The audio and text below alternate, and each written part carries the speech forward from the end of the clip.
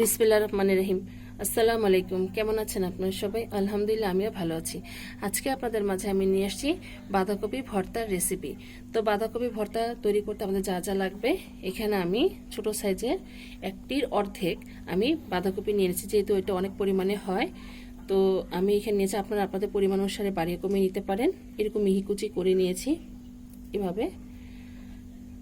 আর লাগবে এখানে একটি টমেটো নিয়েছি, এখানে আমি এরকম স্লাইস করে কেটে নিয়েছি টমেটোটা। আপনারা চাইলে বেশি করে টমেটোটা দিতে পারেন। আর লাগবে এখানে স্বাদ মতন লবণ, লাগবে সরিষার তেল, আর লাগবে এখানে কয়েক কোয়া রসুন নিয়েছি, কাঁচামরিচ, পেঁয়াজ কুচি, শুকনো মরিচ, আর সাথে লাগবে ধনিয়া পাতা কুচি। তাহলে চলুন আমরা আপনাদেরকে তৈরি করে দেখাই। এখন আমি চুলোর কাছে চলে আসছি। আমি এরকম একটা কড়াই দিয়ে দিয়েছি। এখন আমি অল্প করে সরিষার তেল দিয়ে নিব। প্রথমে আমি শুকনা মরিচটাকে টেলে নিব, শুকনা মরিচ, তারপরে কাঁচা মরিচ, রসুন, এগুলোকে আমি একটু টেলে নেব। টেলে তারপরে আমরা এটাকে ফাঁপ দেব। বিসমিল্লাহির রহমানির রহিম। আমরা শুকনো মরিচটাকে আগে দিয়ে নেব, দিয়ে দিচ্ছি শুকনো মরিচগুলো।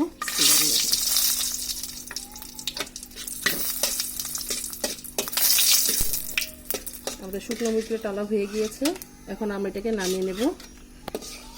নামিয়ে সেই একই তেলের মধ্যে আমরা কাঁচামরিচগুলো দিয়ে দিব, আর দিয়ে দিব রসুনগুলো।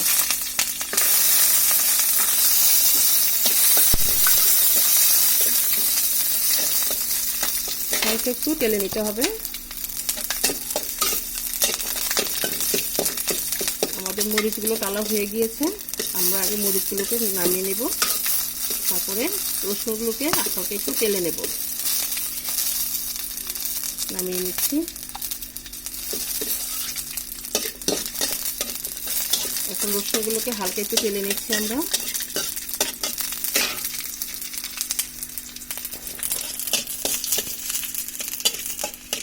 আমাদের রসুনগুলো প্রায় কালো হয়ে আসছে। এখন আমরা এটাকে নামিয়ে ফেলব।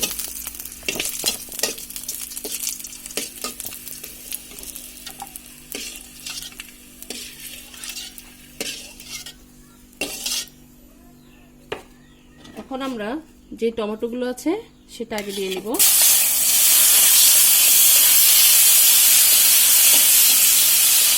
হালকা একটু নরম করে নেব টমেটোটাকে। একটু নরম করে তারপর আমরা বাঁধাকপিগুলোকে দিয়ে দেব। নরম করে নিই। আমাদের টমেটোটা প্রায় এরকম গলে গিয়েছে, যে দেখুন একদম গলে গিয়েছে। এখন আমরা এটাকে নামিয়ে নেব। আমরা টমেটোগুলোকে নামিয়ে ফেলছি। এখন এর মধ্যে আমরা বাঁধাকপিগুলো দিয়ে দিব।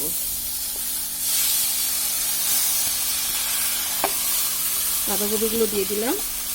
আমরা এটাকে হালকা একটু ভাপ দিয়ে নেব। কিছুক্ষণ রেখে একটু নাড়াচাড়া দিয়ে নিই। আমরা এটাকে একটু ভাপ দিয়ে নেব। এর মধ্যে সামান্য পরিমাণে লবণও দিয়ে দিচ্ছি, অল্প করে লবণ দিয়ে দিচ্ছি। পরে আমরা ভর্তা যখন বানাবো তখন আবার আমাদের লবণ লাগবে। তো আমরা এখন এটাকে ঢেকে দিচ্ছি। ঢেকে দিয়ে আমরা ভাপ আসা পর্যন্ত অপেক্ষা করি। এখন আমরা ঢাকনাটা খুলবো। এই যে দেখুন আমাদের বাঁধাকপি থেকে কিছু পরিমাণ পানি বের হয়েছে, মিশে গিয়েছে প্রায় মোটামুটি। এখন যে পানিটা বের হয়েছে, এক্সট্রা পানিটা, আমরা তো পানি চাপ দিয়ে দিয়েছি, পানি থাকা যাবে না, যেহেতু এটা ভর্তা তৈরি করব, বাঁধাকপির ভর্তা। তো এখানে যে পানিটুকু আছে আমাদের, সেটা আমরা ভালোভাবে টানিয়ে নেব। এই পানিটা ভালোভাবে শুকিয়ে নিতে হবে। তাহলে আমরা কিছুক্ষণ অপেক্ষা করি এটাকে ঢেকে দিয়ে। আমরা আবার ফিরে আসলাম। আমাদের চুলার আঁচটা কিছুটা কমিয়ে রেখেছিলাম যেন এটা ভালোভাবে একটু সেদ্ধ হয়। আমাদের পানিটা প্রায় টেনে আসছে, দেখি তো সেদ্ধ হয়েছে কিনা। সেদ্ধ হয়ে গিয়েছে।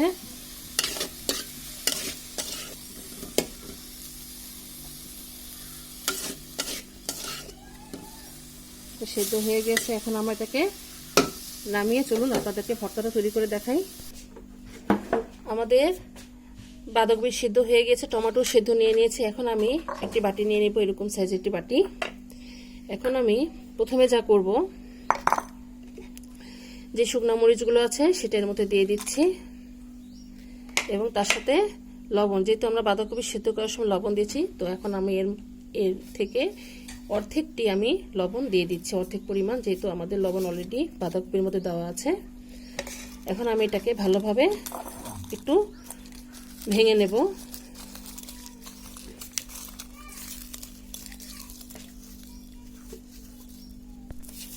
আমাদের মরিচটা এভাবে ভালোভাবে ভেঙে নিলাম।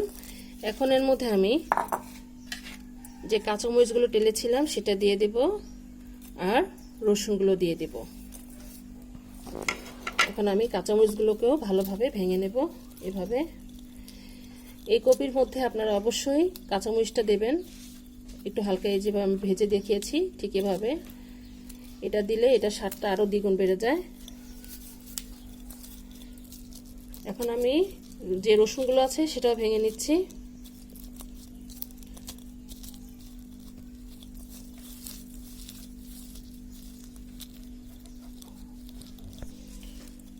আমাদের রসুন, পেঁয়াজ,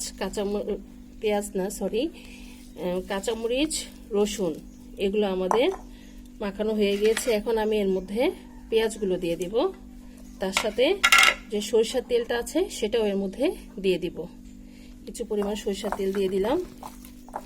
এখন এটাকে আবারও ভালোভাবে মাখিয়ে নেব সবগুলো একত্রে।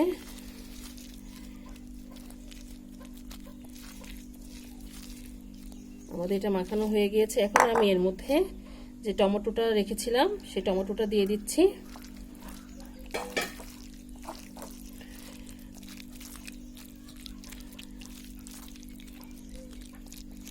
এখন সবার শেষে যে বাঁধাকপি সেদ্ধ করা আছে সেটাও দিয়ে দিলাম।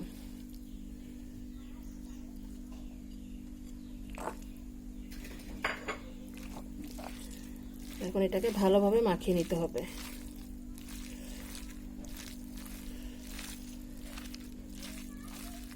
হালকা গরম থাকা অবস্থায় এটাকে মাখিয়ে নেবেন।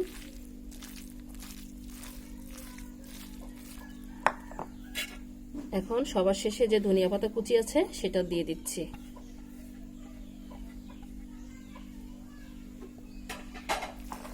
এখন এটাকে ভালোভাবে মাখিয়ে নিতে হবে।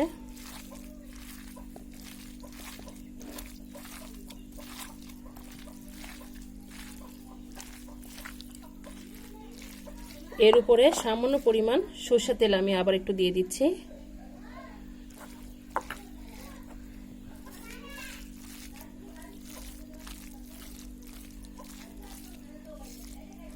আমাদের এটা মাখানো কমপ্লিট। তৈরি হয়ে গেল আমাদের মজাদার বাঁধাকপি ভর্তা রেসিপি। মাশাআল্লাহ, আলহামদুলিল্লাহ, দেখুন দেখতে কত লোভনীয় লাগছে, এটা খেতেও ভীষণ মজা। এই কপির ভর্তাটা আপনারা অবশ্যই গরম ভাতের সাথে একবার হলে ট্রাই করবেন, ইনশাল্লাহ দেখবেন খালি খেতেই ইচ্ছা হবে। আর আমার এই কপির রেসিপিটা আপনাদের অবশ্যই একবার হলে তৈরি করে দেখবেন, ইনশাল্লাহ আপনাদেরটাও আরও ভালো হবে। তো আমার এই বাঁধাকপির রেসিপিটা আপনাদের কাছে কেমন লেগেছে আমাদেরকে অবশ্যই কমেন্ট করে জানাবেন, আর আমার জন্য দোয়া করবেন আমি যেন আপনাদের মাঝে আরও নতুন নতুন রেসিপি নিয়ে আসতে পারি।